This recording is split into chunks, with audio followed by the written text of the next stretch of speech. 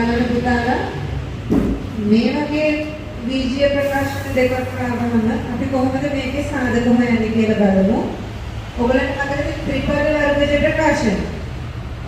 මතකයි නේද? අපි කලින් කරේ. එතකොට මේ වගේ බීජීය ප්‍රකාශන දෙකක් ආවම මුලින්ම ඔයගලන්ට මේවා සාධක හොයාගන්න වෙනවා. අපි කලින් ඉගෙන ගත්තා. කලින් පාඩමේ කරා කොහොමද මේකේ සාධක හොයන්නේ කියලා. එහෙනම් අපි ඉස්සරවලා බලමු කොහොමද සාධක හොයන්නේ. සාධක හොයලා තියෙන්න ඕන. හරි? එහෙනම් x වර්ගය ධන 5x ධන 6 තමයි පළවෙනි ප්‍රකාශනය. ඒතර මේකේ සාධක හොයන්නේ කොහොමද? මොකෙන්ද සාධක ගන්න ඕනේ?